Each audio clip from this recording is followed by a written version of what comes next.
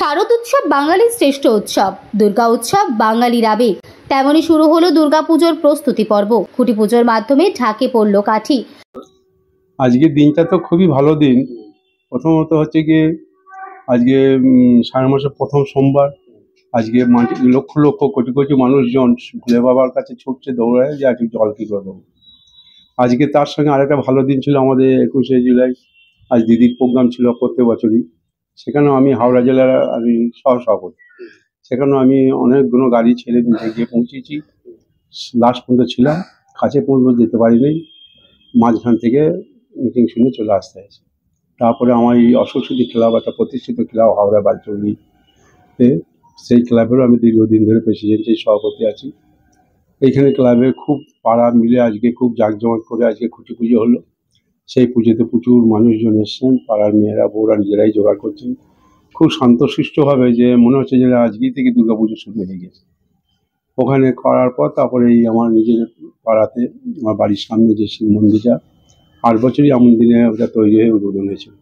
এবছরও সেই সেম পুজো, জোগাড়, প্রসাদ বিতরণ, তারপরে আপনার অন্নকূট, এই সন্ধ্যে থেকেই চালু হবে। অন্নকূটটা পুরো পাড়ার লোক খাওয়া দাওয়া করবে।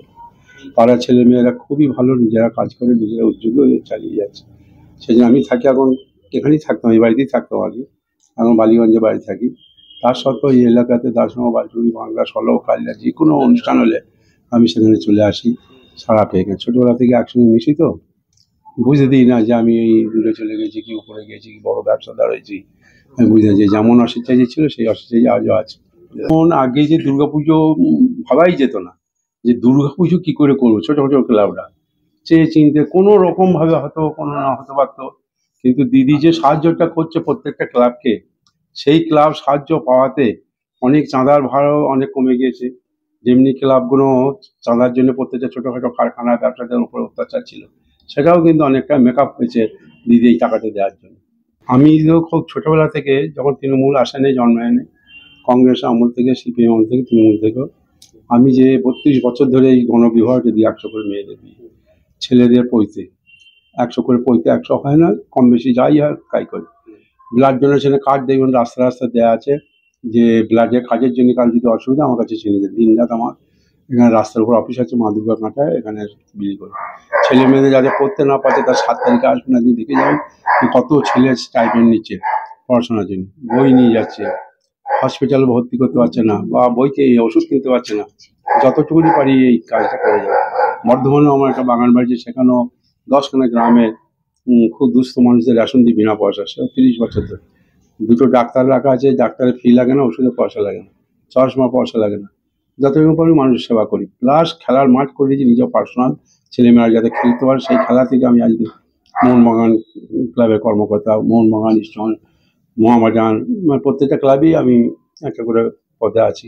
সেখান থেকে কোনো ছেলেরা যদি ভালো খেলে ওঠে, তাহলে আমি এই বড় ক্লাবে দিয়ে এসে ভর্তি করি, তার যাতে ভবিষ্যৎটা হয় বলে। এই যে মানব সেবায় আপনি নিজেকে নিয়োজিত করেছেন, কতটা সন্তুষ্টি হয়? সন্তুষ্ট তো আমি খুবই গর্বিত, কিন্তু অন্য ব্যবসায়ীরা, অন্য বড় বড় মানুষরা, তারা কি করে, বড় বড় ব্যবসা করছে, ব্যবসা করার পর তারা বড় বড় হোটেলে যাচ্ছে, বড় বড় হোটেলে যাচ্ছে, বড় বড় রেস্টুরেন্টে যাচ্ছে, সেখানে গিয়ে এনজয় করছে। আমি এনজয়টা করি যদি গরিব মানুষের মুখে একটু হাসি ফোটাতে পারি, যদি মানুষের সেবা করতে পারি, তাহলে আমি এতে খুব খুশি হই। আমিও একদিন খুব ছোট ছিলাম, আমারও বোনের বিয়ে দেওয়ার সময় খুবই কষ্ট হয়েছিল। সেইখানে আমার মা বলেছে, তোমার বোনের বিয়ে দিতে যে কষ্ট পেয়েছো, তুমিও একদিন জানবো করে তোমার বোন বললে, মেয়ে বললে যদি তুমি দিতে পারো, স্কুল করতে পারো, রাস্তাঘাট করতে পারো, গরিব মানুষের পড়াশোনা করতে, তাহলে আমি সব থেকে বড় খুশি হব। আমার সোনা গয়না কিছু চাই না, আমার এটাই হলে আমি খুব সন্তুষ্ট হব। সেই থেকে আজও চালিয়ে যাচ্ছি। আপনার নামটা বলুন। আর আমার নাম অসিত কুমার চাটুর্যে।